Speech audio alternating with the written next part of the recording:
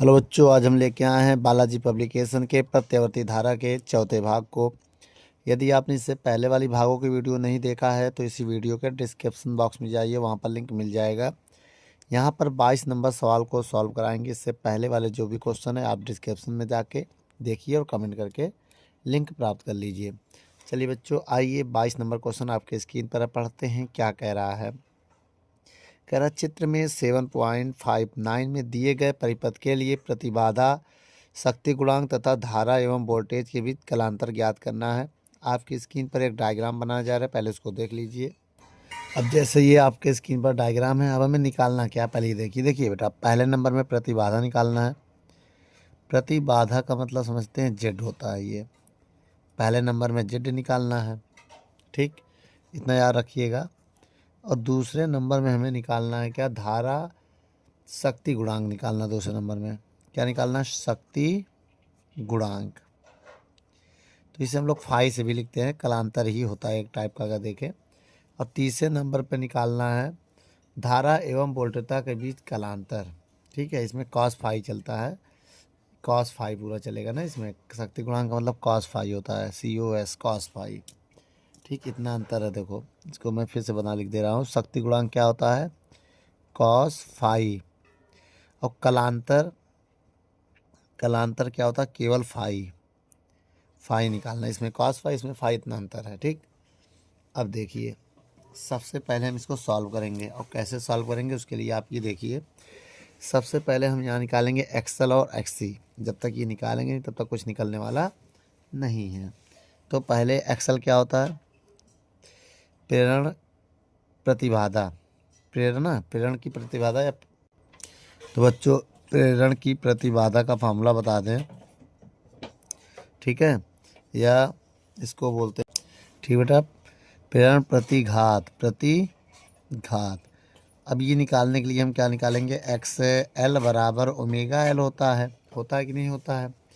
अब हम omega L, omega की वैल्यू दिया है, देखो बेटा ये ओमेगा होता, मैं आपको बता दूं कैसे पता। देखिए, अगर हम इससे तुलना करें, V बराबर V0 साइन ओमेगा टी से अगर कंपेयर करें, क्या करें, तुलना, तो ये ओमेगा की जगह देखो 100 है, तो ओमेगा की वैल्यू 100 आ जाएगा। 100 रेडियन पर सेकंड इसका मात्रक होता है ओमेगा का, बहुत ध्यान से देखिएगा। और ये V0 हो जाएगा। V0 जो होता है ये शीर्षक विभव वोल्टेज होता है ना, शीर्ष वोल्टेज भी बोलते हैं, या वोल्टेज शीर्ष भी बोलते हैं। तो ये 200 वोल्ट हो जाएगा हमारा। ठीक है, इसमें कितनी वैल्यू हो गई, 2 हो गई। और तीसरी जो वैल्यू हमारा है, अब देखिए ओमेगा का मान कितना हमको मिल गया, ये एल है बेटा, ये जो एल है, ये आर है, से भी समझिएगा, ये सी है, सभी वैल्यू है ना ऊपर। तो ओमेगा की वैल्यू कितनी है, 100। एल की वैल्यू कितनी है, 10। जैसे हम गुणा करेंगे इसमें तो कितना हो जाएगा, एक्सएल बराबर हो जाएगा 1000 ओम। क्या हो जाएगा, 1000 ओम। अब हम प्रेरण प्रतिघात हो गया, अब धारिती प्रतिघात निकालते हैं। आइए, क्या, धारिती प्रतिघात यहाँ निकाल लेना है। धारिती प्रतिघात, तो इसका फार्मूला होता है XC बराबर 1/ओमेगा C। अब आइए यहाँ पर सॉल्व करेंगे, ठीक है। इसके आगे इधर अगर हम कहें XC बराबर 1/ओमेगा, ओमेगा का मान 100 है, C का मान ये दिया है, 2 × -6 माइक्रो की वैल्यू होगी, इसकी वैल्यू होती है, ठीक है बेटा, इसकी वैल्यू होती है 10⁻⁻6, ये माइक्रो की। अब ये -6 ऊपर चला जाएगा तो 6 हो जाएगा बटे 200, कितना हो जाएगा, 200 हो जाएगा बेटा। अब XC बराबर, अगर हम इसमें कितने जीरो, इसमें 1000 इससे निकाल लें, 1000 निकाल लें तो 10⁻³ बचेगा भाई, 3 ये 6, 200 ये 2 जीरो कट जाएगा, भाग देंगे तो XC बराबर आ जाएगा 5, और 3 जीरो लगा दो उसमें, 5000 ओम आ जाएगा। आ जाएगा कि नहीं आ जाएगा। अच्छा, अब इसके बाद हम, इतना हो गया। अब इसके बाद हम निकालने जा रहे हैं क्या, बहुत ध्यान से देखिएगा। अब हम इसके बाद निकालने जा रहे हैं प्रतिबाधा नंबर 1।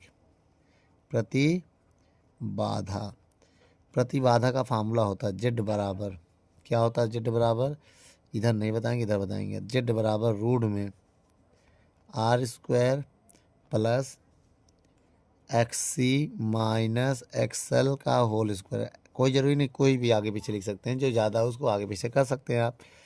अगर हम यहाँ बात करें तो आर का मान क्या है, हमारे जो आर है, आर कहाँ है भाई, ये है 500। तो 500 का स्क्वायर हो जाएगा। अब एक्सिस का मान 5000 है, 5000, इसका मान 1000 है का होल स्क्वायर।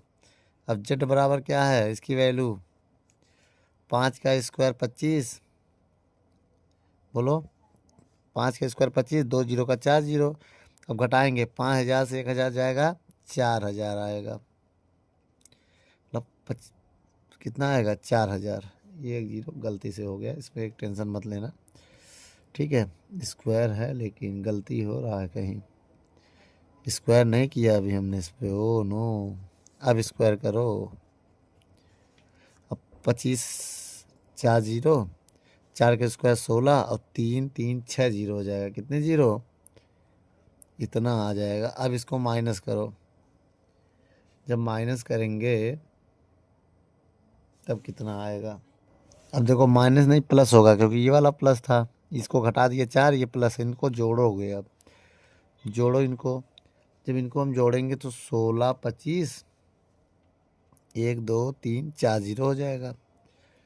अगर हम इनका स्क्वायर रूट निकालें तो इनका स्क्वायर रूट मालूम कितना आएगा, यहाँ मैं बता दूँ, ये आएगा इनका अप्रॉक्सीमेट 4031.12 ओम। भाग विधि से निकाला जाएगा, अभी हम बता दे रहे हैं यहाँ पर।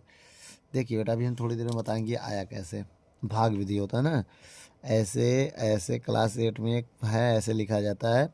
यहाँ लिखा जाएगा 16 25, 1 2 3 4, 2 2 का पेयर बनता है, तो 4 चौक 16 ऐसे पढ़ा जाता है। यहाँ 4 जोड़ा जाता है तो 4 4 8 हो जाता है। इसको घटाएंगे जीरो, तो इनको 2 अंक उतारते हैं, इसमें उसका गुणा करता है जो उसको पार ना कर पाए, ऐसे करना पड़ता है, तब जाके निकलता है पूरा, ठीक है। अब देखो 1 का गुणा करेंगे 81 हो जाएगा, 25 को पार करते तो जीरो गुणा करेंगे, तो जीरो यहाँ उतारेंगे, जीरो यहाँ उतारेंगे और ये 2 संख्या इधर उतार लेंगे, ठीक है। चाया, अब इसमें ऐसा गुणा करेंगे जिसको पार ना कर पाएगा, 3 का गुणा करते हैं, तभी देखो 403 आ जाएगा। देखो ऐसे आता रहेगा, ठीक है पूरा। ये भाग विधि से वर्गमूल ज्ञात करना है। इसकी वीडियो आप देख सकते हैं क्लास 8 की मैथ में बेटा, ठीक है। या कमेंट कीजिएगा, लिंक हम भेज देंगे। अब इसके बाद देखिए दूसरे नंबर हमें क्या निकालना है, शक्ति गुणांक। क्या निकालना है बेटा, शक्ति गुणांक। तो ये प्रतिबाधा आ गया पहला आंसर हमारा। अब लेकिन हमें शक्ति गुणांक निकालना है ना, आइए निकालते हैं। शक्ति गुणांक का फार्मूला पहले हम जानेंगे। क्या जानेंगे, शक्ति गुणांक का फार्मूला। तो cos फाइव बराबर क्या है बता सकते हैं आप। cos फाइव बराबर फार्मूला होता है बेटा R/Z। क्या होता है, R/Z। R का मान अगर हम बात करें, R का मान कहाँ है यहाँ पर, R ये है 500, Z ये Z की वैल्यू है 0.12। अगर हम भाग दें इसमें इसमें तो मालूम क्या आएगा, cos फाइव बराबर आ जाएगा, भाग दो तो 0.124 ओम आएगा। ओम नहीं आएगा इसका मात्रक, ये आ जाएगा मालूम कितना, ओम नहीं है, कोई मात्रक नहीं होगी, कट जाएगा इसका भी ओम, इसका भी तो कट जाता है। अब फाइव का निकालेंगे तो इनवर्स में चला जाएगा। ये भी मेरा आंसर है, और इसको इनवर्स में लिखना चाहो तो इनवर्स में भी लिखा जा सकता है, ठीक है। अच्छा अब दूसरा आइए पढ़ते हैं। और अगर हम दूसरा पढ़ें तीसरे नंबर में, तीसरे नंबर में क्या कलांतर निकालना है, तो टेन थीटा बराबर फार्मूला लगेगा कलांतर का। यहाँ लिख दे रहे हैं कलांतर का फार्मूला लगेगा टेन फाइव बराबर XC minus XL, XC minus XL होगा ना, XC माइनस एक्सल बटे R।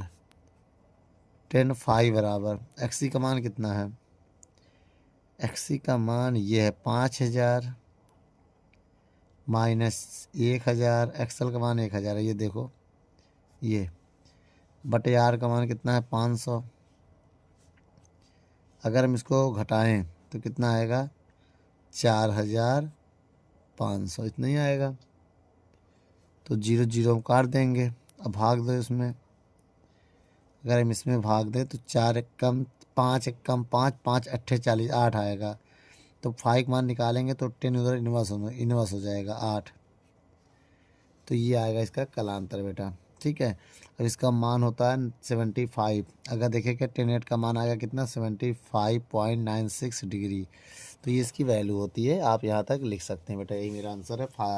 देखिए बेटा, कभी कुछ सवाल में जो आंसर नहीं मैच करेगा, ठीक है, कुछ वैल्यू में मिस्टेक होती है, इस वजह से नहीं मैच करता है। बाकी जो वैल्यू दिया गया इसमें कुछ चेंजिंग हो गई होगी, तभी मेरा आंसर ये आ रहा है, लेकिन कैलकुलेशन मैंने सही किया है। वीडियो को रोक कर नोट कर लो।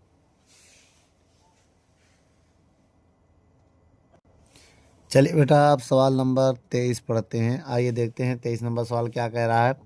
100 वोल्ट तथा 500 हर्ट्ज की आवृत्ति के किसी प्रत्यावर्ती धारा स्रोत को श्रेणी क्रम में जुड़े एलसीआर परिपथ में जोड़ा गया है, जिसमें आर का मान 10 ओम है, एल का मान दिया गया और सी का मान 12 फैरेड दिया गया। तो प्रतिरोध के सिरों के बीच का विभवांतर हमें बताना है। देखिए बहुत ध्यान से, इसमें क्या क्या दिया है। वी का मान दिया है 100 वोल्ट, दिया है कि नहीं सवाल में, आपके स्क्रीन पे है। और आवृत्ति दिया है 500 हर्ट्ज दिया है। अब कह रहा है एलसीआर परिपथ से जुड़ा है, जिसमें आर का मान दिया है आपको 10 ओम, ठीक, और एल का मान दिया है 8.1 मिली हेनरी। मिली की वैल्यू रख दे रहे 10⁻³ हेनरी। और सी का मान दिया है कितना 12.5 माइक्रो फैरड। माइक्रो की वैल्यू 10⁻6 एफ। तो प्रतिरोध के सिरों का विभवांतर ज्ञात कीजिए। वी आर ज्ञात करना है। क्या ज्ञात करना बेटा? V R. आइए ज्ञात करते हैं। देखो बेटा, ये जो विभव होता है इसे वी आर एम एस भी मान सकते हैं, ठीक है, ये वाले विभव को। और आई आर एम एस ही आई होता मेरा, ठीक है। तब हम आई आर एम एस बराबर वी आर एम एस बराबर वो लगा के निकाल पाएंगे, हाँ। तो सबसे पहले हम जब तक आई नहीं निकालेंगे तब तक हम वी आर नहीं निकाल सकते हैं। तो सबसे पहले हम एक्सल निकालने की कोशिश करेंगे। क्या निकालेंगे? एक्सल। अभी एक्सल का हमने नाम बताया था, क्या होता है? प्रेरण प्रतिघात। प्रेरण प्रतिघात, इसका फार्मूला होता है एक्सल बराबर, बोलो, ओमेगा एल। कितना समझ में आया? ओमेगा का मान रखेंगे 2πf(l), ठीक। अब इसको सॉल्व करेंगे हम, कहाँ पर? यहीं पर। एक्सल बराबर 2 का मान क्या रखें? 3.14। एफ का मान कितना रखें? 500 दिया है तो 500 रखेंगे। एल की वैल्यू कितना रखें? कितना? 8.1 याद रखना। और ये 3 ऊपर है ना, तो उसको नीचे ले आ रहा है, अभी कुछ जीरो कट जाएंगे। इतना हो गया। अब इसको अगर हम सॉल्व करें, बहुत ध्यान से देखना। एक्सल बराबर, इसका इसमें गुणा करेंगे 1000 हो जाएगा, इसका इसमें गुणा करेंगे 1000 हो जाएगा। 3.14 8.1 गुणे, इसको नीचे ले आएंगे 1/1000 हो जाएगा। ये इससे कट जाएगा। अब देखिए यहाँ पर एक्सल बराबर क्या आ जाएगा? अब बचेगा 3.14 गुणे 8.1। अब इनका हम गुणा करेंगे। जैसे हम इनका गुणा करेंगे तो आएगा 25, 8 3 24 होता है, तो 25.434 ओम आएगा ना। तो ये मेरा एक्सल हो गया। क्या हो गया? एक्सल हो गया। चलो भैया अब आगे की कहानी बढ़ाते हैं। अब हम लिखते हैं धारिती प्रतिघात। धारितीय प्रतिघात, इसका फार्मूला क्या होगा? बहुत ध्यान से देखिए। इसका फार्मूला होगा XC बराबर 1/ओमेगा C। XC बराबर 1/ओमेगा C, 1/ओमेगा का 2πfc, ये फार्मूला होता है। अब यहाँ मान रखेंगे। XC बराबर 1/2 का मान 3.14, एफ का मान 500 है, देख लो। और सी का मान ये है गुणे 12.5 गुणे 10⁻⁻6, ये ऊपर चला जाएगा। तो ऊपर हो जाने की कितने जीरो? 1 2 3 4 5 6 जीरो हो जाएगा। ये चीज़ ऊपर चला जाएगा तो प्लस हो जाएगा। इसका जब इसमें गुणा करेंगे, इसका इसमें गुणा करेंगे तो 1000 आएगा। और 3.14 और 12.5 ये बचेगा। अब 3 0 3 0 मैं काट दे रहा हूँ, तो XC बराबर अब बचेगा 1000 ऊपर और नीचे इनका गुणा करके हम लिखेंगे। ठीक है, अगर हम इनका गुणा करें, बहुत ध्यान से देखिएगा, तो कितना आएगा। ठीक, जब इनका गुणा करोगे तो आपका आंसर आएगा 2, या तो काम करें पॉइंट हटा के 0 बढ़ा दें क्या, पॉइंट हटाइए, 1 0 2 0 ये हट गया, एक ये और बढ़ गया। अब इनका जब अब 3 0 ही 3 0 कितने 0, 6 0 फिर से हो गए। अब इनका अगर हम गुणा करें, इनका गुणा करेंगे 125, अब ये 125 है, ये भी हट गया, 125 314 जब गुणा करेंगे तो आंसर आएगा 39250, ये 0 0 कट गया। अगर हम इसका भाग दें, इसमें भाग दें तो आएगा 25.47 ओम, ये आ जाएगा एक्सेल का मान मेरे। ठीक है, अच्छा अब देखिए, बहुत ध्यान से देखिएगा, इसमें भी वही आया है 4 7, वही चीज़ अप्रॉक्सीमेट देखा जाए तो लगभग समान मानेंगे हम। देखिए बेटा, अगर इतना देखो, इतनी वैल्यू हमको देखना है केवल, देखो सेम है कि नहीं। ठीक है, अब हम आगे यही बाकी छोड़ देंगे। अब हम निकालेंगे क्या, जेड बराबर फार्मूला होता है R² एक्सएल माइनस डिफरेंट का XC का होल स्क्वायर। पॉइंट के केवल एक संख्या हम लिखेंगे। R का मान कितना है, R का मान कितना है बेटा, 10 है, तो 10 का स्क्वायर, इसका मान कितना है, XL का मान अभी हमने बताया था 25.4 रखेंगे। ठीक, और माइनस, अब माइनस, और XC का मान कितना है, 25.4 ही रखेंगे, का होल स्क्वायर। और जैसे होल स्क्वायर करेंगे, ये 10 का स्क्वायर रहने दो, अब इसको घटाएंगे 0 आएगा, क्या आएगा, और 0 का स्क्वायर 0 होता है, तो जेड बराबर क्या आ जाएगा, जेड की पावर 2, और जैसे स्क्वायर हटेगा तो ये रूट से स्क्वायर कैंसिल हो जाएगा, केवल 10 ओम आएगा। जेड आ गया हमारे पास, क्या आ गया, जेड। अब आपको पता है VRMS बराबर होता है IRMS, बोलो, गुणे जेड। यहाँ पर मान रखो, VRMS का मान कितना दिया है, 100 लिख सकते हैं। देखो VRMS और V एक ही है, यहाँ पर ये कितना है, 100 है ना, बराबर IRMS निकालना है और जेड का मान 10 है, तो 0 0 कट गया, तो IRMS का मान आ गया 10 एम्पियर। कितना आ गया, 10 एम्पियर आ गया। अब चलिए बेटा, यहाँ मैं बता दे रहा हूँ, देखिए बेटा, अब ओम का नियम लगाएंगे। किसका नियम, ओम का नियम।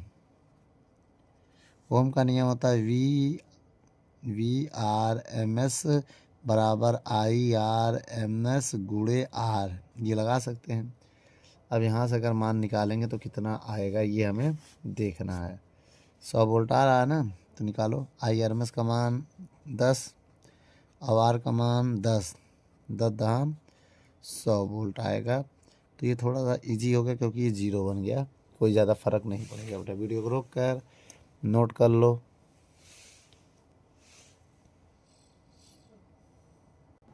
चलिए बच्चों, अब आपके स्क्रीन पर 24 नंबर सवाल देखिए क्या कह रहा है। सबसे पहले 24 नंबर सवाल को पढ़िए। कह रहा है, संलग्न चित्र में 7.60 में एक LCR परिपथ दिखाया गया है। यह एक प्रत्यावर्ती धारा स्रोत वोल्टेज V बराबर 100 साइन 500 t परिपथ से जुड़ा है। तो परिपथ के लिए गणना कीजिए प्रतिबाधा, शक्ति गुणांक और धारा का शिखर मान। 3 चीज़ हमें ज्ञात करना है इसमें। तो बच्चों, इस 24 नंबर सवाल में एक हम डायग्राम बनाने जा रहे हैं। पहले देखिए, जो जो दिया उसको नोट कर लेते हैं। तो देखो बेटा, V बराबर 100 साइन 500 t ये दिया है।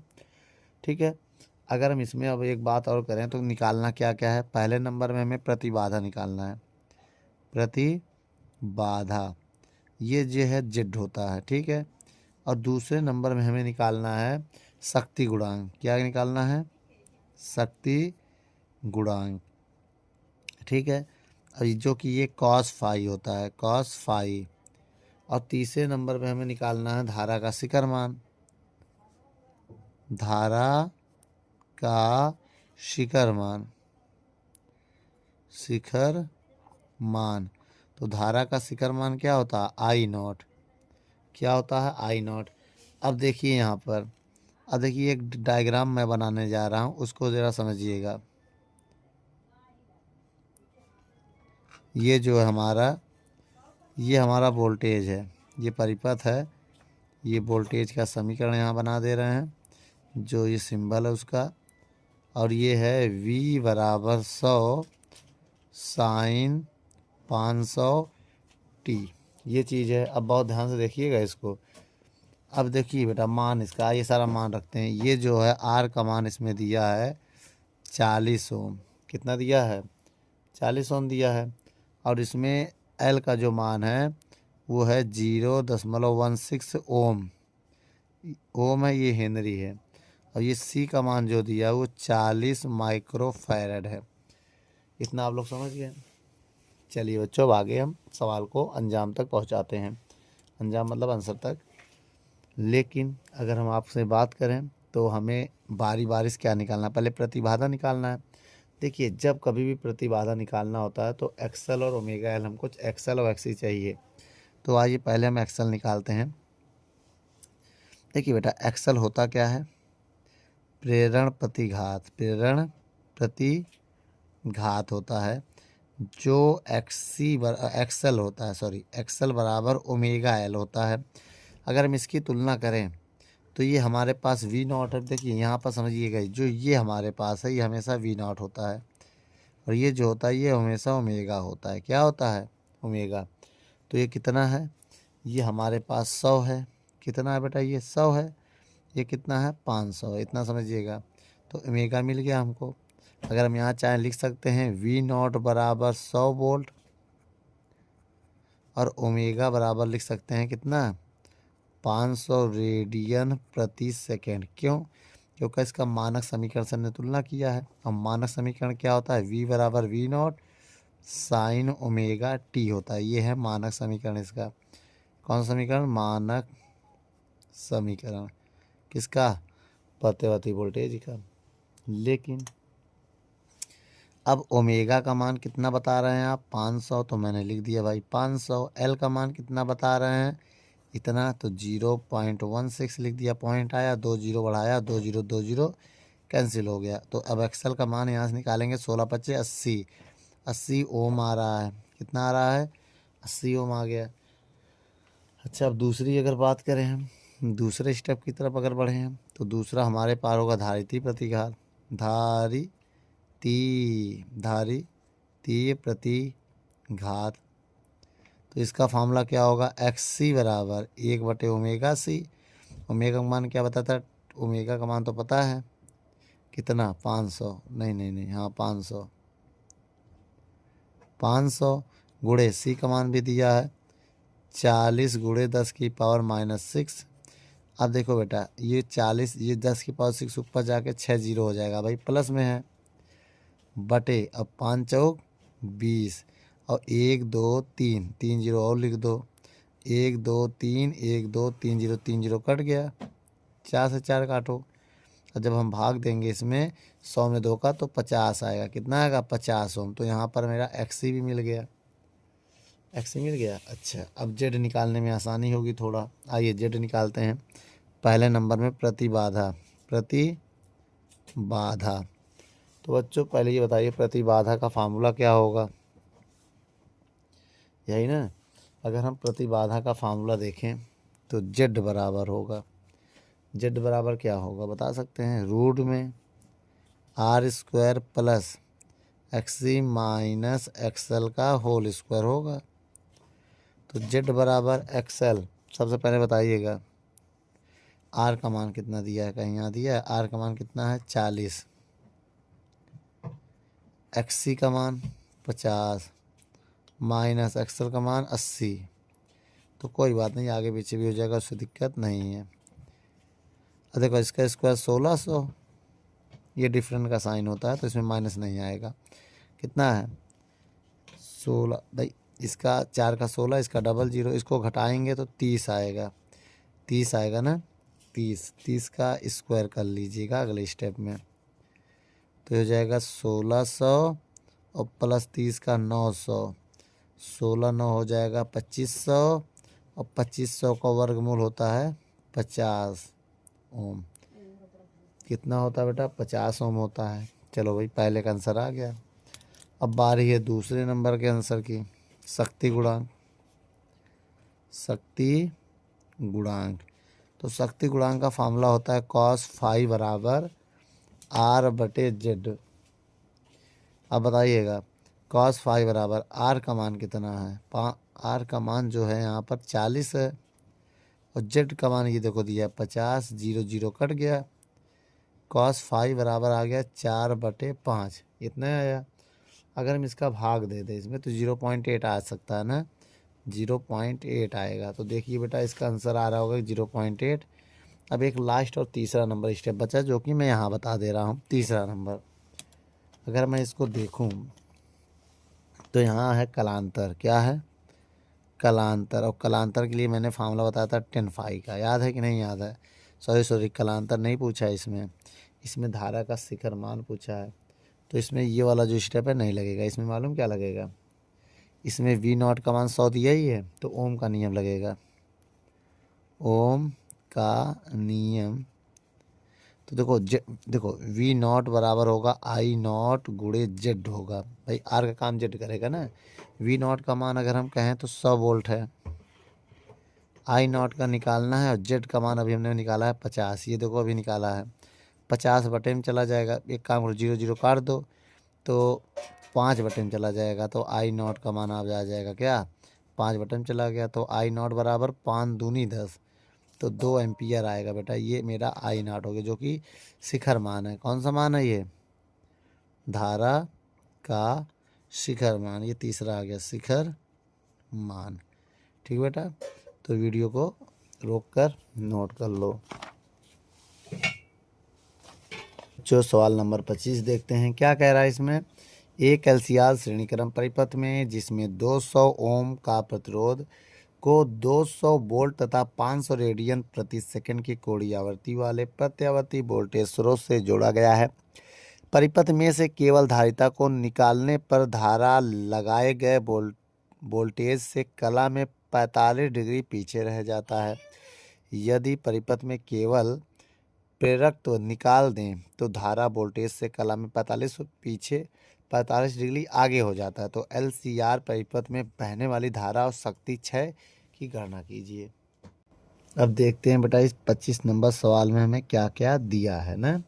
तो देखिए बेटा एलसीआर परिपथ में 200 का प्रतिरोध है, तो आर का मान जो 200 है, इसको कोई शक नहीं। चलो, और जो विभव होता है एलसीआर परिपथ में, वो वी को वी आर एम एस भी मान सकते हैं और वी भी मान सकते हैं, ये भी 200 वोल्टेज है। ठीक है, और कोणीय आवृत्ति ओमेगा होता है। कोणीय आवृत्ति 500 रेडियन प्रति सेकंड हो गया, और फाई का मान एक दिया इसमें कितना 45 डिग्री। अब इस समय आई आर एम एस बताना है, IRMS बताना है। ठीक है, और पी बार औसत शक्ति भी बताना है। ठीक, सबसे पहले हम नंबर 1 कंडीशन डालेंगे यहाँ से। जब धारिता को निकालते हैं, देखो बेटा जब सवाल में कह रहा है ना इसमें, जब देखो पहले में कह रहा है जब धारिता को निकालें, तो लिख दे रहे हैं जब धारिता को निकालते हैं। देखो बेटा जब धारिता को आप निकालोगे तो एक्सी आपका 0 हो जाएगा। भाई जब धारिता को निकाल दोगे तो एक्सी 0 हो जाएगा, और फाई का मान 45 डिग्री ही रहेगा। ठीक, अब इसमें बेटा हम 10 फाई बराबर लगाना चाहते हैं फार्मूला। देखिए कलांतर का 10 फाई बराबर फार्मूला होता है एक्सएल माइनस एक्सी बटे आर। ये होता है 10 45। एक्सएल का मान पता नहीं है, एक्सी का मान 0, तो एक काम करो एक्सएल को मान को हम एक्सएल ही रहने दे रहे हैं। इसका मान 0 है और इसका मान आर का मान 200 रख दे रहे हैं। और 10 45 का मान 1 होता है, तो ये हो जाएगा एक्सएल बटे 200, और 200 इधर चला जाएगा तो ये आ गया एक्सएल की वैल्यू। एक्सएल की वैल्यू आ गया 200 ओम। इसका मान कितना आ गया बेटा 200 ओम आ गया। ठीक, अब दूसरे नंबर पे हम निकालेंगे किसकी, ये एक तो हो गया। अब दूसरे नंबर में हम निकालेंगे एक्सी की वैल्यू। कैसे निकालेंगे बेटा आइए देखते हैं। यहाँ पर तो पहला हो गया, दूसरा कैसे निकाल रहे हैं, दूसरा यहीं निकाल दे रहे हैं। जब प्रेरक को हटा दिया जाता है, जब किसको हटा दिया था? प्रेरकत्व को निकाल देते हैं, निकाल देते हैं, तब XL जो होगा ये 0 हो जाएगा। अब फाई का मान कितना होगा? वही 45 ही रहेगा। ठीक, अब इसमें भी टेन थीटा बराबर फार्मूला लगाएंगे कलांतर का, XL माइनस XC। भाई कलांतर दिया तो कलांतर का लगेगा बटे R। 10/45, XL का मान 0 हो जाएगा माइनस। अब देखिए ये डिफरेंट का साइन होता है, अगर हम आपसे कहें किसका साइन होता है? डिफरेंट का, तो XC पहले आ जाएगा। इसमें माइनस से कोई मतलब नहीं होता, चाहे मॉड लगा लो, तो माइनस से कोई मतलब यहाँ नहीं है। तो हम यहाँ जब 0 हो जाएगा तो प्लस में ये आपको XC लिखना है। ठीक है भाई, डिफरेंट का मतलब समझते हैं ना, आगे पीछे एक्स। या तो एक काम करो, एक्स इधर कर दो, एक्सल इधर कर दो, कोई बात नहीं, लिख सकते हैं आप। आर का मान 200 है तो 200 कर दो, 345 का मान 1 हो जाएगा, XC बटे 200। इसको इधर भेजोगे तो 200 बराबर XC, तो XC का मान कितना आ गया? 200 ओम। चलो अब हमें निकालना क्या है? IRMS निकालना और ये निकालना, तो निकल जाएगा बेटा। कैसे निकलेगा उसके लिए हम यहाँ पर फार्मूला लगाने जा रहे हैं। कौन सा फार्मूला, ये देखते हैं कितने में हो जाएगा। अब इसके बाद अगर हम प्रतिबाधा लगा लें, प्रतिबाधा तो फार्मूला क्या होगा? Z बराबर रूट में R² plus XL minus XC का होल स्क्वायर, यही तो होगा फार्मूला।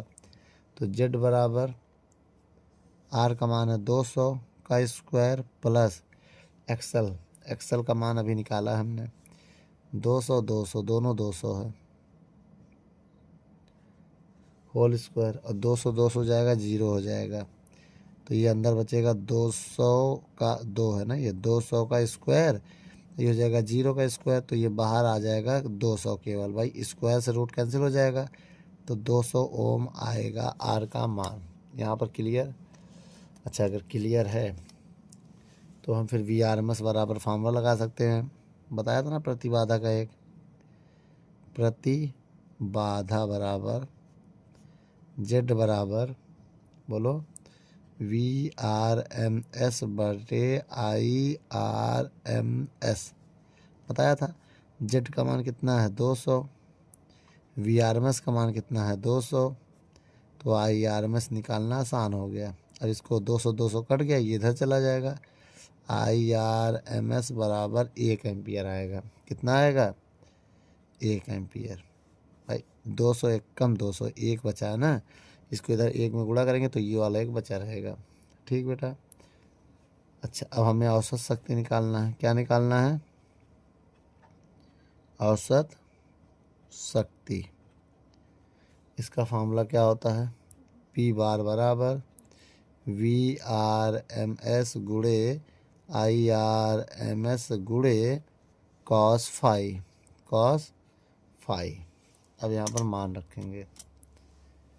अब देखिए P बार बराबर VRMS का मान 200 है, IRMS का मान 1 है, और कॉस फाई का मान निकालें तो आप यहाँ देख लो, कॉस फाई बराबर बताया था Z बटे R। क्या बताया था बेटा?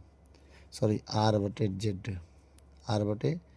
R का मान कितना है? 200, और Z का मान भी है 200, तो कॉस फाई का मान 1 आ जाएगा। कॉस फाई बराबर 1, तो यहाँ 1 हो जाएगा, गुणा करेंगे तो 200 ही आएगा। कितना जाएगा? 200 वाट आएगा। यही मेरा आंसर बेटा। वीडियो को रोक कर नोट कर लो।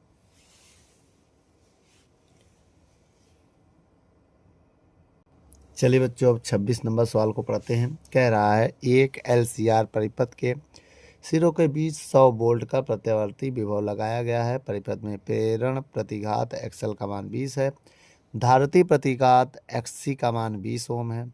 दोनों के मान। ओमी प्रतिरोध R के मान 5 है, और प्रतिबाधा तथा LCR के सिरों के बीच का विभवांतर ज्ञात करना। तो सबसे पहले हम सारी वैल्यू नोट करेंगे, हमें दिया क्या गया है ना। सबसे पहले VRMS का मान दिया है, VRMS का मान दिया है जो है 100 वोल्ट।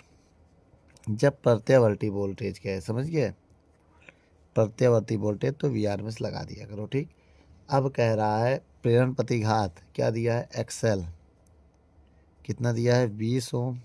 ठीक, और आगे बढ़ेंगे तो XC मिल जाएगा हमको, ये भी 20 ओम है। और आगे बढ़ेंगे तो आर का मान भी मिल जाएगा 5 ओम।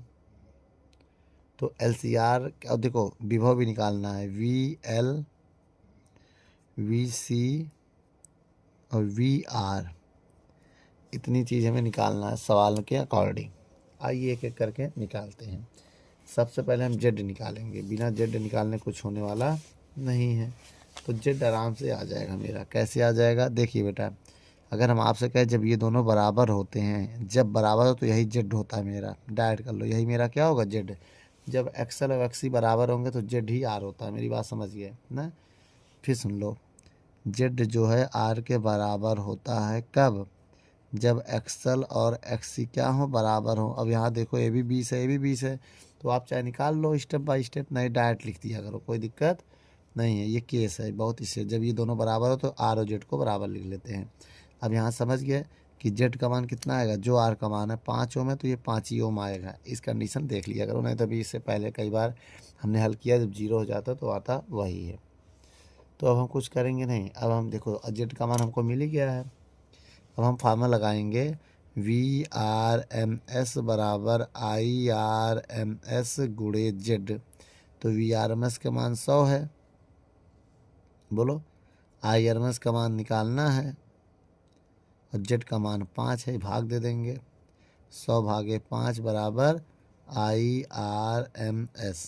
तो IRMS का मान कितना आ गया,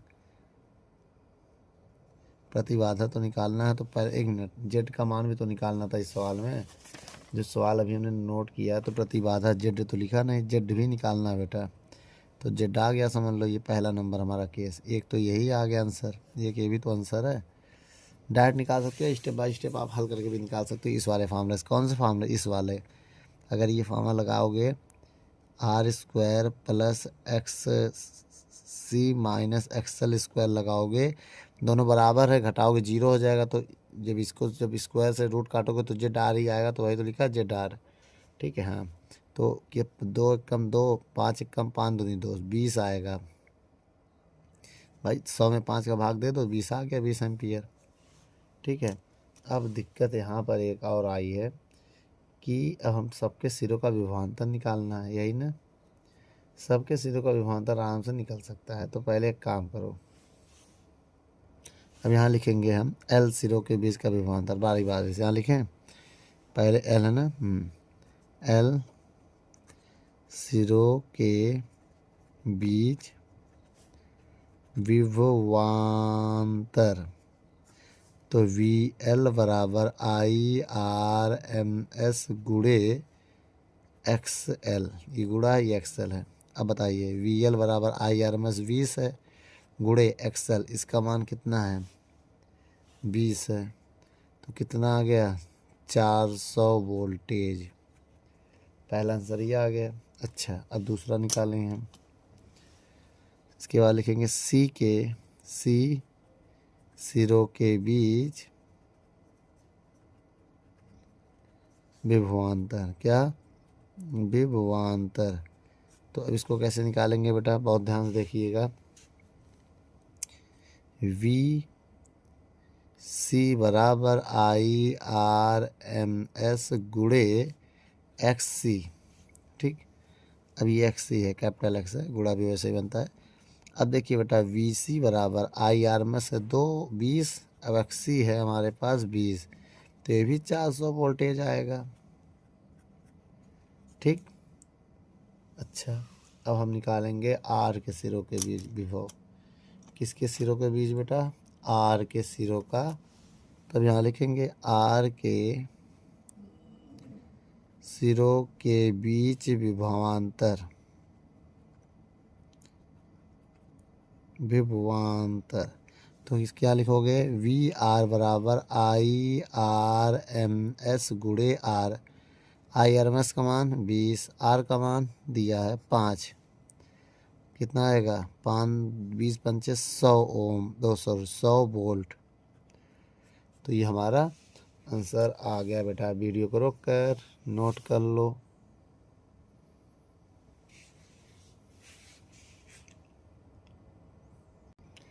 चलिए बच्चों, क्वेश्चन नंबर 27 पढ़ते हैं।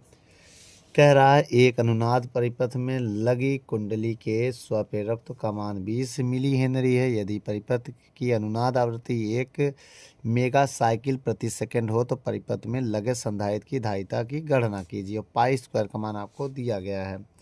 तो बच्चों हमें जो जो दिया है पहले उसका मान बताइए, क्या क्या हमें दिया है। एल का मान दिया है। एल का मान कितना दिया है 20 मिली हेनरी।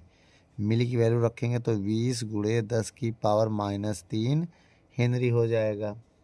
अच्छा, और क्या दिया है। और कह रहा है इसमें जो है 1 मेगा साइकिल्स ना, तो इसका मतलब ये हो गया आवृत्ति दिया है। एफ का मान 1 मेगा साइकिल, तो मेगा की जो वैल्यू होती है 10 की पावर 6 होती है। तो इसको हम हर्ट्ज से लिख दे रहे हैं और आगे बढ़ना है। और कह रहा सी का मान हमें बताना है किस परिपथ के लिए, अनुनाद परिपथ के लिए। पाई स्क्वायर का मान हमको दिया है 9.86, यही ना। तो एक काम करते हैं, सवाल को सॉल्व कर लेते हैं। आइए अनुनाद परिपथ के लिए वाला फॉर्मूला लगाते हैं।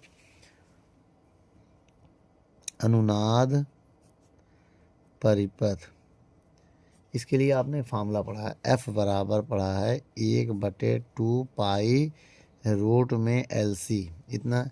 अब यहाँ करो दोनों और स्क्वायर, दोनों और वर्ग करें।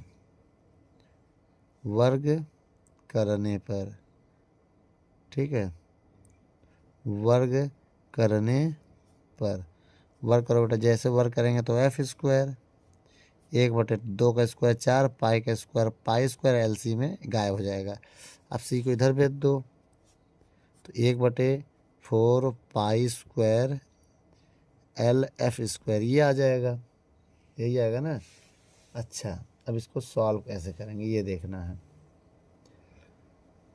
इसके लिए हम क्या करेंगे, मान रखेंगे। बताओ 1/4 पाई स्क्वायर का मान क्या दिया है 9.86, बताइएगा बेटा। और L का मान कितना दिया है 20 गुणे 10 की पावर -3। और F स्क्वायर का मान कितना दिया है 1 गुणे 10 की पावर 6 का होल स्क्वायर। अब देखिएगा बेटा, अब यहीं पर कहानी बदलने वाली है। थोड़ा कैलकुलेशन होगा लेकिन सॉल्व करना पड़ेगा। 1/4 गुणे 9.86 गुणे 20 गुणे 10 की पावर -3। अब इसको सॉल्व करेंगे तो 6 दूनी 12 आ जाएगा। 1 का स्क्वायर 1, 1 से कोई फ़र्क पड़ने वाला नहीं है। अब हम क्या करेंगे बेटा, सी का मान हमें निकालना है।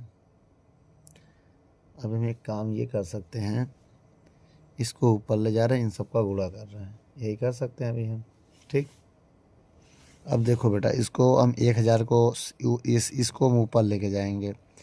जैसे ये ऊपर जाएगा, एक ये जैसे ऊपर जाएगा ये 1000 हो जाएगा, बट ये हो जाएगा, इनका तीनों का गुणा करेंगे अब हम। किसका, एक काम करो, क्या है 4 गुणे 9.86 गुणे 20 है।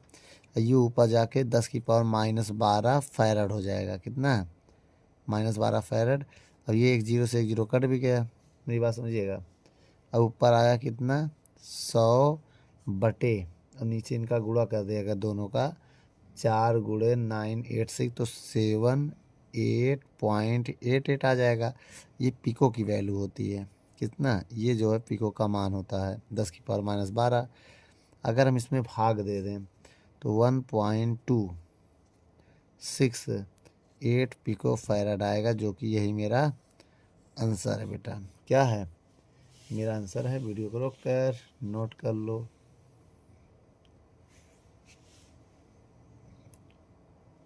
अगर आप चाहें तो हम इसका भाग दे के दिखा दे रहे हैं। जैसे पॉइंट हटाएंगे 2 0 बढ़ाएंगे, जब पॉइंट हटाएंगे तो 2 0 बढ़ेगा तो 10,000 आएगा। कितना आएगा 10,000 में आपको भाग देना है 12, 1 मिनट, ये किसका भाग दोगे 78 88 का, 78 88 का।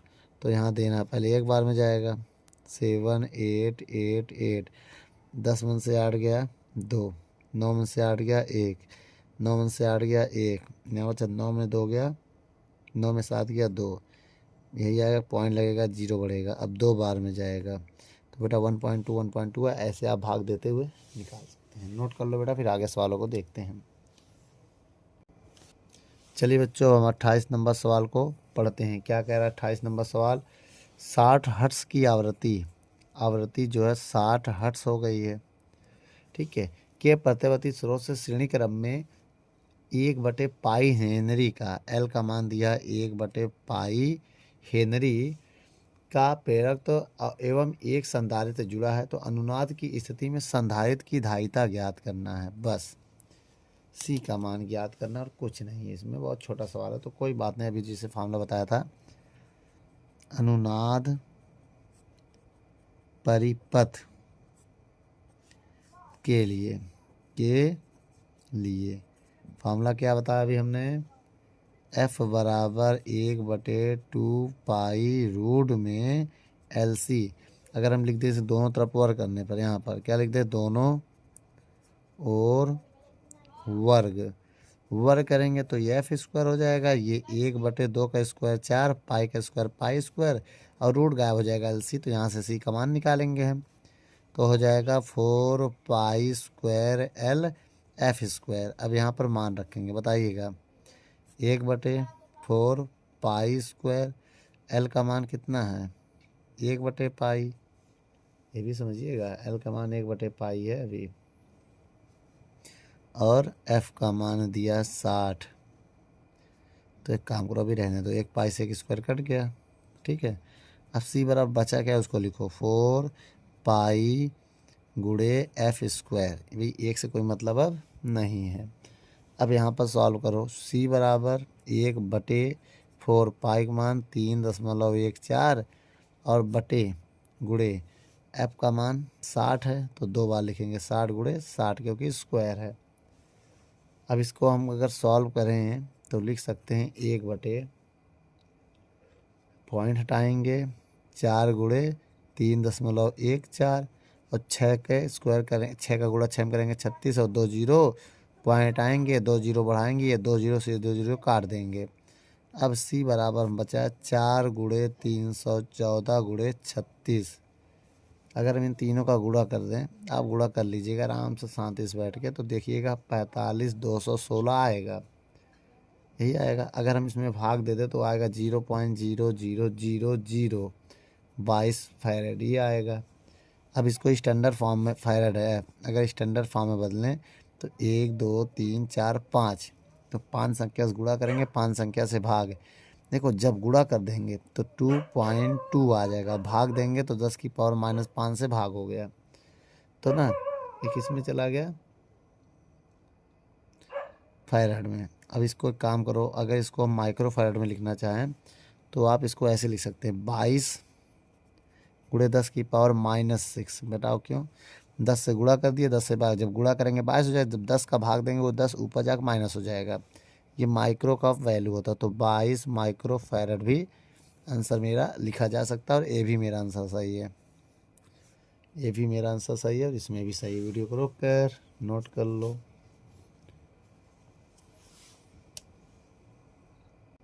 29 नंबर, चलिए बच्चों 29 नंबर सवाल को पढ़ते हैं। क्या कह रहा है 29 नंबर सवाल? आइए पढ़ते हैं। एक शक्ति संप्रेरण लाइन अपचाई ट्रांसफार्मर में जिसकी प्राथमिक कुंडली में 400 फेरे हैं, तो प्राथमिक का मतलब NP हो गया, कितने फेरे हैं?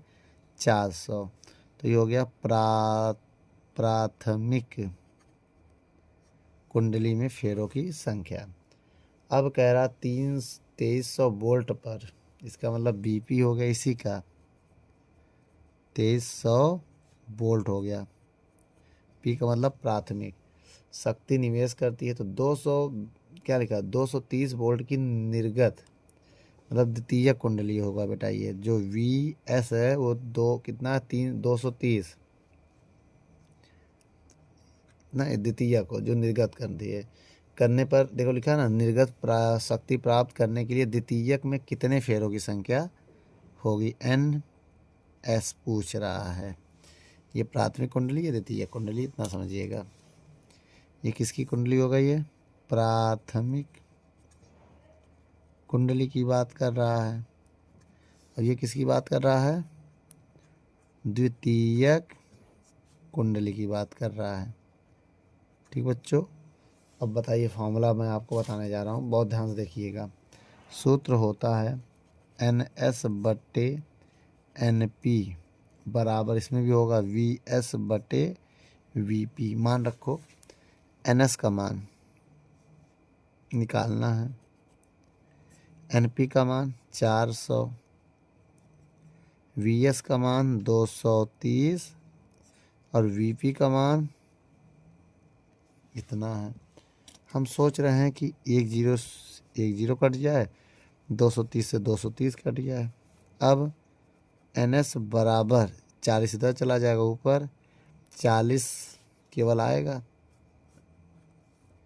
40 फेरे हैं मेरा, 40 कैसे होगा? एक जीरो से एक जीरो कट गया। मामला कहीं गड़बड़ा रहा है। 4000 तो नहीं है, ये 4000 है बेटा।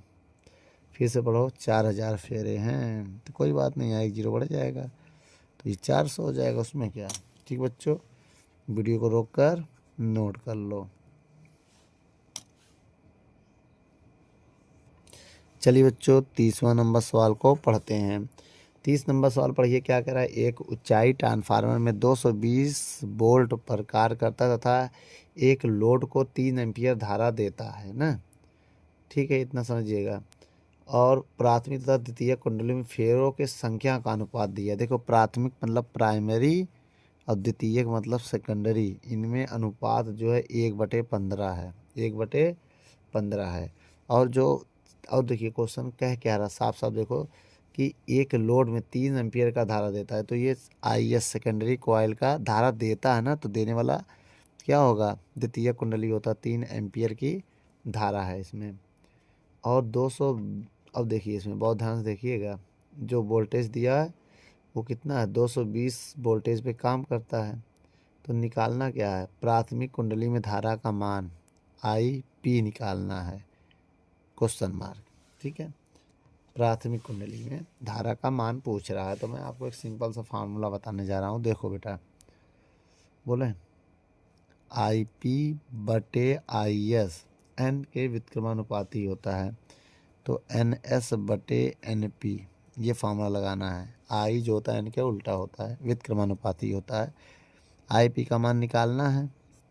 अब IS का मान अगर देखें तो 3 है और NS/NP है ना, तो NS/NP निकाल लो। अगर NP का मान निकालें तो NS ऊपर NP नीचे, तो 15/1 हो जाएगा। तो हो जाएगा 15/1। अब इसका इधर गुणा करेंगे, इसका इधर, तो IP गुणे 1, 15 गुणे 3, तो IP बराबर 15×3 45 एम्पियर हो जाएगा। यह मेरा फाइनल आंसर है बेटा। वीडियो को रोक कर नोट कर लो।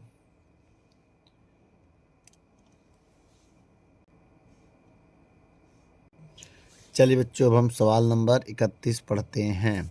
क्या कह रहा है ये देखते हैं। एक ऊंचाई ट्रांसफार्मर में प्राथमिक और द्वितीय कुंडलियों में फेरों की संख्या का अनुपात। देखिए, पहले प्राथमिक है तो NP, फिर बाद में द्वितीयक है तो NS। 1/200 है। यदि इसे 200 वोल्ट की प्रत्यावर्ती धारा की मेन लाइन से जोड़ दें, तो इसका मतलब समझते हैं, ये विभव है, प्राथमिक की वोल्टेज है, BP है, जोड़ रहे हैं, निर्गत नहीं हो रहा है, और VS हमें बताना है, VS हमें बताना है ना।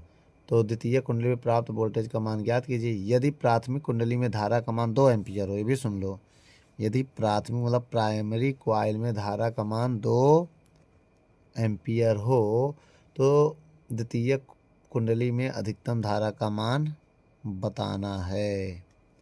आइए निकाल लेते हैं, कोई बहुत बड़ी बात नहीं। सबसे पहले मैं एक आपको फार्मूला बताने जा रहा हूँ। V और NS एक दूसरे का अनुक्रमानुपाती होता है, जिससे VS निकालना है, तो बटे में क्या होगा? VS/BP। तो N ऊपर N नीचे, अगर ऊपर है तो इधर भी S होगा इधर P होगा। Vs का मान निकालना है, ये सूत्र होता है बेटा ना। ये किसका फार्मूला होता है? इसे हम लोग अनुक्रमण ना नियता वो भी बोल सकते हैं, क्या बोलते हैं इसको? इसका R जो होता है ये R के बराबर होता है, इसको परिनमण अनुपात भी बोलते हैं ना। तो एक मेरी बात समझिएगा, अब मेरी पहले एक बात समझिए बहुत ध्यान से। देखो ये R के बराबर होता है, ठीक है, इतना याद रखिएगा। तो Bs का मान निकालना है, Bp का मान, इसका नाम क्या है? परिरमण अनुपात, अनुपात का फार्मूला होता है, ठीक है। Bs Bp 200 है, NS बटे NP दो, देखो NS के सामने 200 तो ऊपर 200 हो जाएगा, नीचे 1 हो जाएगा भाई, ऊपर नीचे करेंगे ना। इसके इधर गुणा करेंगे तो Bs बराबर 200 गुणे 200 जब करेंगे तो Vs बराबर आ जाएगा 2 दूनी 4, फिर 4 जीरो लगा दो तो ये वोल्ट आएगा मेरा द्वितीय कुंडली का विभव। समझ गए? अब एक काम करते हैं, अगर विभव इतनी है तो धारा कितनी होगा, ये भी तो बहुत बड़ी बात माननी पड़ेगी। तो आइए धारा निकाल लेते हैं, फिर से ही फार्मूला लगाएंगे। उसमें क्या है, फार्मूला क्या बताया था अभी हमने? देखो बेटा ये हो गया, और दूसरा फार्मूला जो होता है, जो आई और एन होता है ना, वो वित्त क्रमानुपाती होता है। अगर आई एस बटे आई पी करेंगे तो इधर उल्टा हो जाएगा, एन पी बटे एन एस हो जाएगा, ठीक। अब आई एस निकालना है, आई पी का मान दिया है 2 एम्पियर, एन पी और एन एस का मान देखो ये दिया है 1/200, ये उधर चला जाएगा। तो आई एस बराबर 2/200, 2 एक कम 2 एक कम, अगर हम भाग देंगे 1 में 100 का 0.01 एम्पियर आएगा। वीडियो को रोक कर नोट कर लो।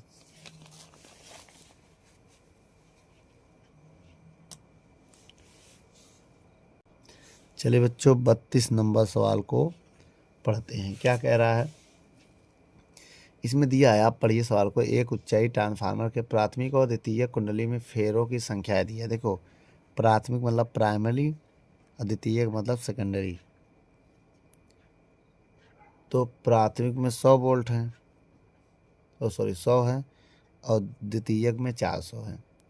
और यदि प्राथमिक में 120 वोल्ट का प्रत्यावर्ती धारा लगा दिया जाए प्राथमिक कुंडली में, तो V का मान दिया है, BP का मान दिया है 120 वोल्ट का ना, लिखा है प्रत्यावर्ती धारा लगाएं। तो पहले नंबर में क्या ज्ञात करना है भी देखो, पहले नंबर में परिणमन अनुपात मतलब R का मान बताना है ना, और दूसरे नंबर में द्वितीय कुंडली में उत्पन्न BS निकालना है। तो बहुत ईजी है, बहुत ही आसान है, बहुत खतरनाक नहीं है। आइए देख लेते हैं। अभी हमने आपको फार्मूला बताया है, पहले नंबर में परिरमण अनुपात निकालना है। परिरमण अनुपात का फार्मूला होता है R बराबर NS बटे NP, ये होता है फार्मूला।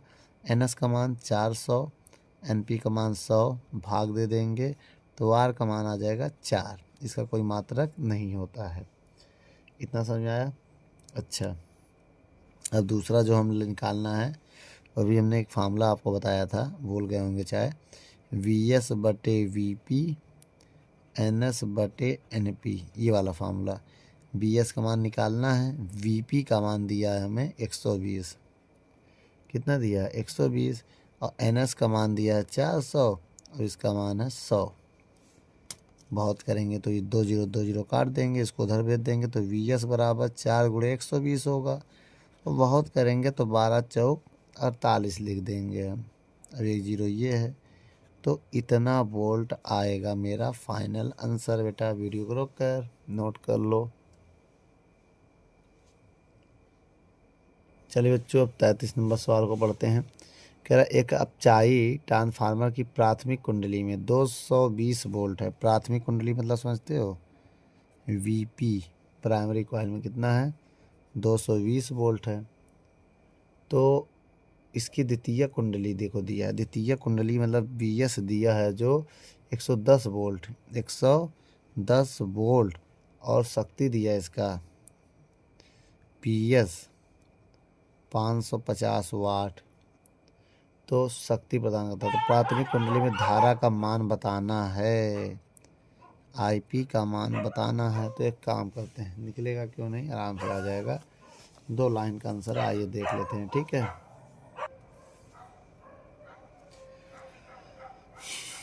देखिए फार्मूला होता है पी एस बराबर वी एस आई एस, होता है ये फार्मूला द्वितीय कुंडली के लिए। किसके?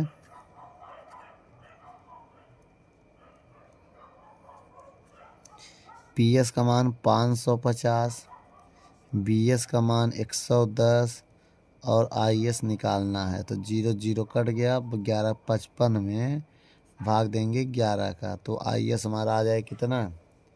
तो आई एस बराबर आएगा 11 पचे 5 एम्पियर आएगा। कितनी आ जाएगा? 5 एम्पियर। अच्छा, अब हम आपको एक फार्मूला बताने जा रहे हैं, भूल गए होंगे चाहे।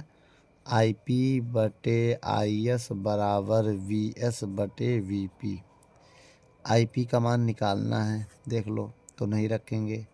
आई एस का मान 5 है, वी एस का मान 110 है और वी पी का मान 220 है। 0 0 कट गया, 5 उधर चला जाएगा, तो 11 पचे 55 बटे 22 हो जाएगा। फिर से भाग दो इसमें, 11 पचे 55, 11 दूनी भाई 22, भाग देंगे तो 2.5 एम्पियर आएगा, जो कि मेरा फाइनल आंसर है। बेटा वीडियो को रोक कर नोट कर लो।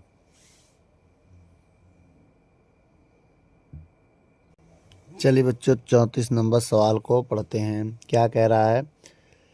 कह रहा है एक आदर्श ऊंचाई ट्रांसफार्मर की प्राथमिक कुंडली में 100 फेरे हैं। अगर प्राथमिक कुंडली में 100 फेरे हैं तो मैंने 100 लिख दिया, और परिणमन अनुपात 100 है, आर का मान भी 100 है। अच्छा, निवेशी वोल्टेज व शक्ति क्रमशः दिया। निवेशी, ठीक बेटा, मतलब प्राइमरी है, तो वोल्टेज और शक्ति वीपी और पीपी ना।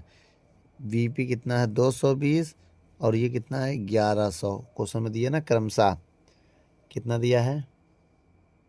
220 वोल्ट और 1100 वाट। ये वोल्ट हो गया, ये वाट हो गया, इनका कोई मात्रक नहीं होता है। निकालना क्या क्या, ये देखो, ज्ञात करना द्वितीय कुंडली में फेरों की संख्या, एन एस ज्ञात करना है। फिर क्या ज्ञात करना है? प्राथमिक कुंडली में धारा, प्राथमिक कुंडली में धारा, द्वितीय कुंडली में वोल्टेज और धारा। प्राथमिक कुंडली की धारा और द्वितीय कुंडली का वोल्टेज और धारा दोनों निकालना। सेकेंडरी कॉइल का वोल्टेज भी निकालना है और धारा भी निकालना। इतनी चीज निकालनी है। आइए निकालते हैं। क्यों नहीं निकलेगा? निकलेगा, सब निकलेगा। तो सबसे पहले हम परिणमन अनुपात से फार्मूला लगाएंगे। पहले नंबर में क्या लगाएंगे? परिणमन अनुपात। क्या होता है? आर बराबर एन एस बटे एन पी।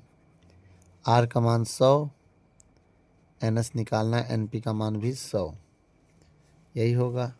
अब इसको इधर भेज देंगे, तो 100 गुणे 100 बराबर एन एस, तो एन एस का मान आ गया 10,000। एक आ गया। चलिए दूसरा फार्मूला जो हमारा है, दूसरे नंबर पे जो हम लगाएंगे वो ये लगाएंगे। देखो, पी पी बराबर द्वितीय कुंडली में वी पी गुणे आई पी होगा। पी पी का मान दिया है 1100, बी पी 220, आई पी निकालना है। 0 0 कट गया, भाग दे दो। 110 में 22 का भाग देंगे तो आई पी आ जाएगा। आई पी का भाग कितना आएगा? 22 पंचे 110, 5 एम्पियर आ जाएगा। ठीक। अच्छा, अब आगे देखते हैं। तीसरे नंबर में फार्मूला हम लगाएंगे, कौन सा? देखिए, तीसरे नंबर में फार्मूला होगा वी एस बटे वी पी, एन एस बटे एन पी। बी एस का मान निकालना है, देख लो, 2 निकल गया है। बी एस का मान निकालो। बी एस का मान निकालना है, बी पी का मान है 220, एन एस का मान, एन पी का मान 100। ये देखो, 1 2 3 4 कट गया, इसको उधर भेज दो। VS बराबर 100 गुणे 220। तो VS कितना आ गया, जब इसमें हम गुणा करेंगे तो 22 में 3 जीरो लगा दो और वोल्टेज लिख दो, तो VS भी आ गया। अभी एक चीज़ और बचा है बेटा, IS। अब हम फार्मूला बताने जा रहे हैं। IS बटे IP बराबर NP बटे NS होगा, क्योंकि ये व्युत्क्रमानुपाती है। तो IS बटे IP कहीं निकाला है क्या मैंने, 5, NP 100, NS 10,000। 2 जीरो कट गया, ये उधर चला जाएगा। तो IS बराबर 5 बटे 100, काटो, 5 एक कम 5 दूनी, ये भाग दे दो यार डायरेक्ट, 0.05 एम्पियर आएगा। ठीक बेटा, सारी वैल्यू मुझे मिल चुकी है। वीडियो को रोक कर नोट कर लो। चलिए बच्चों, 2 सवाल और बचे हैं, उनको भी देख लेते हैं। सवाल नंबर 35 और एक 36। तो 35 नंबर सवाल में क्या कह रहा है, एक अपचाई ट्रांसफार्मर संचालन लाइन वोल्टेज को 2200 वोल्ट और से 220 वोल्ट करता है। तो प्राथमिक कुंडली में 500 फेरे हैं, ट्रांसफार्मर की दक्षता 90% है और निर्गत शक्ति 8 किलोवाट है। तो गणना कीजिए द्वितीय कुंडली में फेरों की संख्या और निवेशित शक्ति। चलो बेटा, VP का मान दिया है 2200 वोल्ट। कैसे पता है, क्योंकि क्वेश्चन में कह रहा है साफ साफ, क्या कहता है, संचालन ना, कहता है 2200 वोल्ट से 220 वोल्ट करता है। तो प्राथमिक कुंडली में ये होगा, और सेकेंड जो कर देता है वो द्वितीय कुंडली में चला जाता है। 220 कर रहा है तो ये द्वितीयक हो गया। और प्राथमिक कुंडली में फेरों की संख्या 5000 है और द्वितीय कुंडली में फेरों की संख्या बतानी है। और दक्षता जो हमारा है वो 90% है। ये क्या है, दक्षता। ठीक, आइए सबसे पहले नंबर में हम फार्मूला लगाएंगे ये वाला, NP बटे NS बराबर VP बटे VS। बताइएगा, NP का मान 5000, NS का मान निकालना है, VP का मान 2200 से 220, 1 2 कट गया, या इसको 10 बार में भी काट सकते हैं, या 1 जीरो से 1 जीरो भी कट सकता है। अब इधर आया 500 बटे NS बराबर, इधर 1 बचेगा, जब पूरा पूरा कट जाएगा 1 ही बचेगा। तो NS बराबर आ जाएगा 500, इसको इधर भेज देंगे तो NS बराबर 500 हो जाएगा पहले नंबर में। दूसरे नंबर में निकालना निवेशित शक्ति। निवेशित शक्ति निकालना है तो एक फार्मूला होता है, मैं आपको फार्मूला बताने जा रहा हूँ, बहुत ध्यान से देखिएगा। ये निकालना है ना, तो फार्मूला ये होता है, देखिए, निवेशित शक्ति गुणे दक्षता गुणे निर्गत शक्ति। ठीक, अब निवेशित शक्ति क्या है, PI है, दक्षता 90%, निर्गत शक्ति दिया 8 किलोवाट दिया है। अच्छा, अब PI परसेंट हटाएंगे, 100 लगाएंगे, यही बराबर 8 किलोवाट। अब यहाँ से PI का मान निकालेंगे तो 8 गुणे 100 बटे 90 आ जाएगा। भाई 0 0 काट भी सकते हैं, किलोवाट। तो PI बराबर आ जाए कितना, 8 दाम 80, 80 बटे 9 किलोवाट। बहुत करेंगे तो 80 में 9 का भाग दे देंगे, यही छोड़ देंगे, 80 बटे 9 किलोवाट ही मेरा आंसर है बेटा। ठीक बेटा, वीडियो को रोक कर नोट कर लो, एक लास्ट क्वेश्चन और देखना है।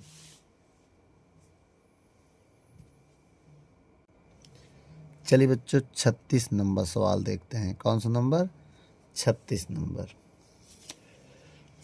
कह रहा है 440 वोल्ट पर शक्ति उत्पादन करने वाली किसी विद्युत संयंत्र से 20 किलोमीटर दूर स्थित कस्बे को 220 वोल्ट पर 600 किलोवाट की शक्ति आवश्यकता है।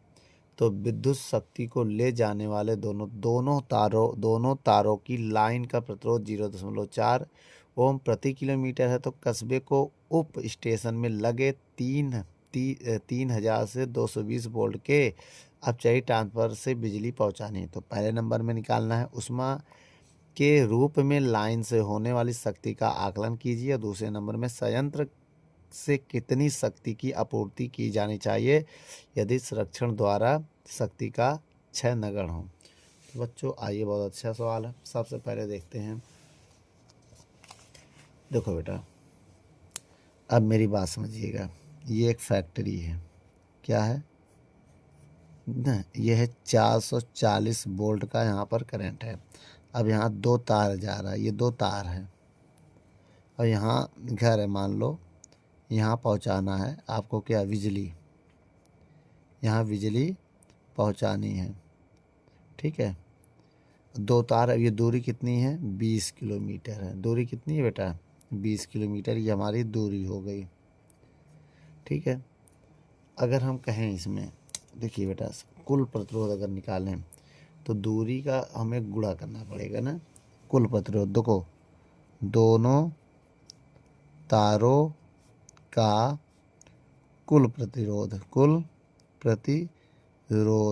जो R है, देखो एक 2 तार है और एक तार 20 किलोमीटर है, तो 2 तार 40 किलोमीटर हो जाएगा।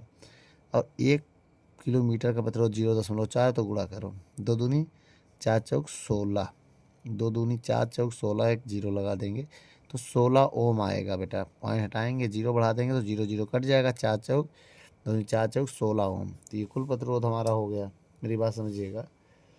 लेकिन दिक्कत अब क्या है यहाँ पर कि शक्ति, अगर हम निर्गत शक्ति निकालें, कौन सी, जो एक शक्ति का फार्मूला आप लोगों ने पढ़ा है, ये ऊष्मा में क्षय ज्ञात करना है हमको। तो आप लोगों ने एक फार्मूला पढ़ा शक्ति का, शक्ति बराबर क्या होता है, VPIP, ठीक है। तो इसका दिया है 600 वाट, 600 किलो, जो शक्ति दिया है इसका, वो कितना शक्ति, पावर जो दिया है इसमें 600 वाट का शक्ति दिया है, ठीक है। अगर हम 600 और BP का मान अगर हम देखें, तब BP का मान 3000 होगा भाई। शुरुआत में जो उसका वोल्टेज है वो 30,000 वोल्टेज है लाइन का, बाद में कम हो जाता है। तो 30,000 और IP निकाल लो यहाँ से। तो जब यहाँ से हम IP का मान निकालेंगे तो 2 0 2 0 कट जाएगा, यही ना, किलोवाट है, ये किलोवाट है बेटा, किलोवाट। तो काम करो, 1000 से गुणा करना पड़ेगा, 1000 से गुणा करना पड़ेगा। तो अब देखिए कितना इधर बचेगा, 3 0 बचेगा, 1 2 3 बराबर 30 IP, 1 से और काट दो, ठीक है। अब IP बराबर हो जाएगा 600/3, क्योंकि ये किलो वाट है बेटा, किलो वाट, तो किलो की वैल्यू रखेंगे ना, तो 3 0 इसमें और बढ़ जाएगा, ठीक है। अब इसको काटेंगे तो 200 एम्पियर आ जाएगा। अब ऊष्मा में हानि निकालेंगे हम, क्या निकालेंगे, ऊष्मा में हानि। हानि का फार्मूला अभी हमने बताया था, ऊष्मा में हानि। ऊष्मा में हानि को W लिख दे रहे हैं, I²R, टोटल आ रहा है, ये टोटल RT है, ठीक। अब I का मान अभी निकाला है P के लिए, कितना निकाला है 200, R का मान कितना है 16, 2 का स्क्वायर 4 और 00 4 0 गुणे 16, 16 चौको 64, 1 2 3 4, इतना वाट आएगा। किलो वाट में बदलो, 1000 से भाग दे देंगे तो 640 किलो वाट हो जाएगा। एक आंसर तो मेरा पहले का आंसर ये आ रहा है। और दूसरे में जो आंसर है वो मालूम क्या है, कस्बे को देने वाली लाइन, कस्बे को देने वाली